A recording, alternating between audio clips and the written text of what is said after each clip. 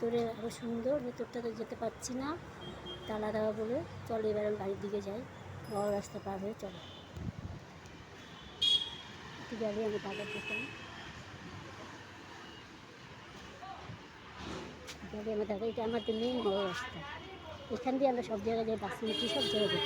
এই যে আমার দাদার দোকান, এই যে আমার দাদার দোকান।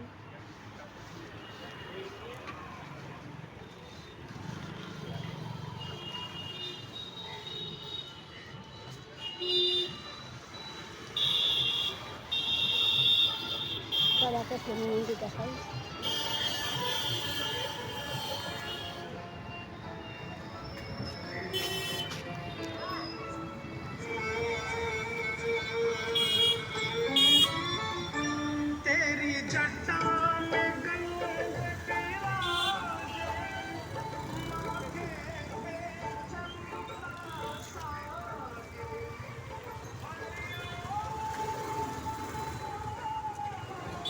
চলো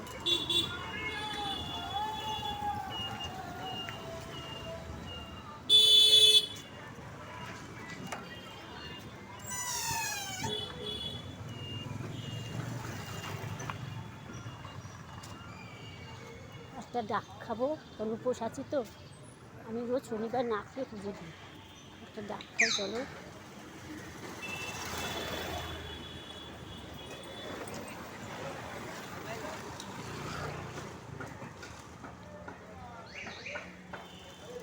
চলো ডাব খাই রঞ্জনদার কাছে, রঞ্জনদা খুব ভালো এর কাছে, আমি মাঝে মাঝে ডাব খাই।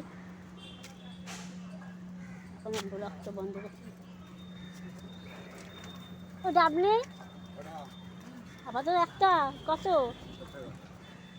60 টাকা, সেদিন খেলাম 60 টাকা না, দাও একটা, একটা দাও খাই। 40 টাকা না, 60 টাকা, তা পরে 10 টাকা দিয়ে যাবো, দাও। 60 টাকা, 50 টাকায় খেয়ে গেলাম সেদিন, নাকি 2 দিন পর বাড়িয়ে দিল আমাকে, আমাকে দাও 50 টাকায়। আবার 50 টাকা ডাব কিনতে পাওয়া যায় না। হ্যাঁ কিনতে পাওয়া যাবে, দাও তাহলে। তুমি বাড়িয়ে দিলে তো খাওয়া যাবে না গো 50 টাকা ডাব রঞ্জনদা। নিতে আসবে না, হ্যাঁ আসবে না 50 টাকা, আমার লজ্জা লাগে। তুমি এরকম করছো তো আমার লজ্জা লাগে। হ্যাঁ, আর ডায়লগ দিও না ডাইলগ রঞ্জন। না, বলছে আসবে না, ঝামেলা। ঝামেলা কি, আমরা কাস্টমার কমাতেই পারি, ওর বাবা, কাস্টমার তো কমাতে পারে। 5300 টাকার ডাব, এই ই না তো 300 টাকা দিই। বলছি ই নাই তো, লেইছে না। শ্বাস ভর্তি, হ্যাঁ শ্বাস ভর্তি, এত টাকা দাম। ও আমি এইটা শ্বাস ভর্তি না তো, ঠিক আছে আমি এখন ব্লগটা বন্ধ করছি। ডাব খাবে? একটু তোমাদের নামটা একটু বলো না গো রঞ্জনদা, হ্যাঁ? তোমার নামটা বলো না, কোনো ভয় নেই, আমি ইউটিউব ব্লগ করছি তো তাই। বলো না, বলো না, বলে আমার নাম রঞ্জন। আমার নাম রঞ্জন, বৌদি ওইসব বললে আবার একটু উপরে উঠবো। পাতিলেবু চালিয়ে দাও, বন্ধুরাজ পাবে না।